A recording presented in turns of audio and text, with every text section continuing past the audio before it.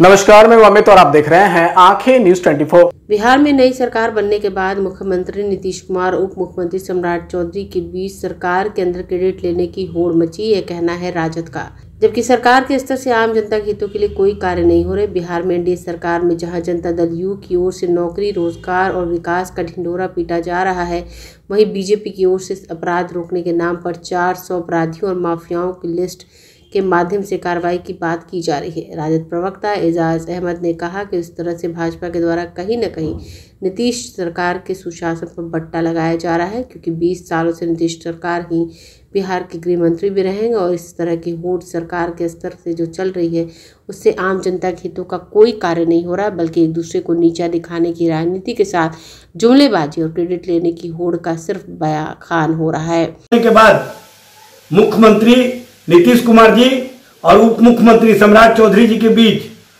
Credit लेने का होड़ मचा हुआ है, जहां एक ओर मुख्यमंत्री जी नौकरी और रोजगार की बात कर रहे हैं और निरीक्षण के नाम पर अहले सुबह अपने अधिकारी पदाधिकारी को भारतीय जनता पार्टी के जो विभागीय मंत्री हैं उनको छोड़कर निकल जाते हैं और जनता के बीच ये परसेप्शन बनाने का प्रयास किया जा रहा है कि नीतीश कुमार बिहार का विकास चाहते हैं, नीतीश कुमार नौकरी और रोजगार चाहते हैं। वहीं Bharatiya Janata party law and order के नाम पर, कानून व्यवस्था के नाम पर अपने को स्थापित करने के लिए 400 अपराधियों की लिस्ट की बात करती है और उनको इस बात का भी कहीं ना कहीं परसेप्शन देना है कि जो नीतीश कुमार जी 20 वर्षों से बिहार के गृह मंत्री थे, उन्होंने अपराधियों को रोकने की दिशा में सुशासन बाबू तो कहलाते थे नीतीश जी, लेकिन अपराधियों पर लगाम लगाने में वो विफल रहे। इस तरह का माहौल बनाना चाहते हैं, जो एक दूसरे में जनता दल यू और भारतीय जनता पार्टी में होड़ लगी हुई है।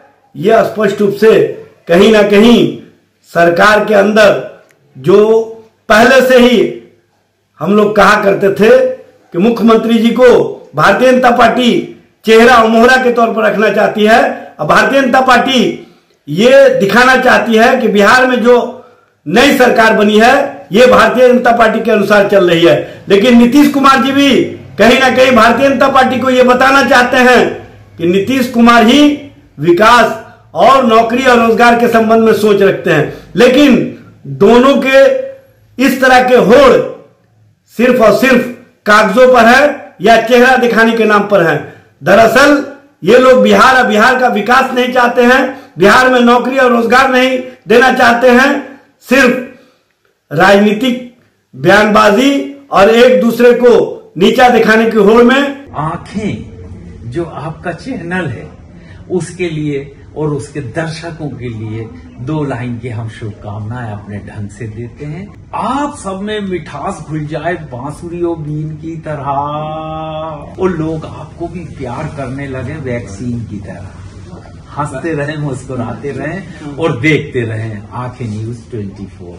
अगर आपने अभी तक हमारे चैनल को सब्सक्राइब नहीं किया है तो हमारे चैनल को जल्द से जल्द सब्सक्राइब करें, लाइक करें, शेयर करें। राजधानी पटना में कई वर्षों से शिक्षा में उत्कृष्ट योगदान दे रहा है Lohia Nagar Mount Carmel high school Kankarbagh Patna, जहां नर्सरी से कक्षा 12वीं तक की होती है पढ़ाई। 10वीं और 12वीं बोर्ड परीक्षा में 100% अंक का रिकॉर्ड। एक ऐसा स्कूल जहां पठन पाठन के साथ साथ बच्चों के संपूर्ण विकास का रखा जाता है ख्याल।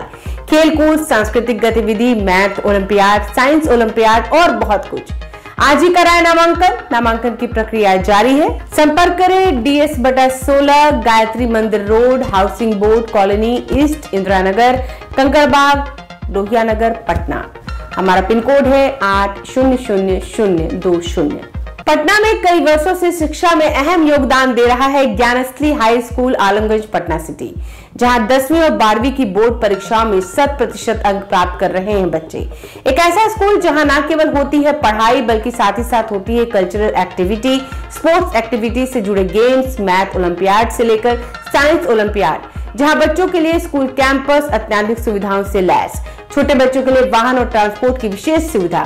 तो देर किस बात की, आज ही कराएं अपना नामांकन कैरस्ली high school Alamganj Patna city में, जहां नामांकन की प्रक्रिया जारी है। संपर्क करें पुलिस चौकी Alamganj main road near Alamganj थाना पटना बिहार 800007।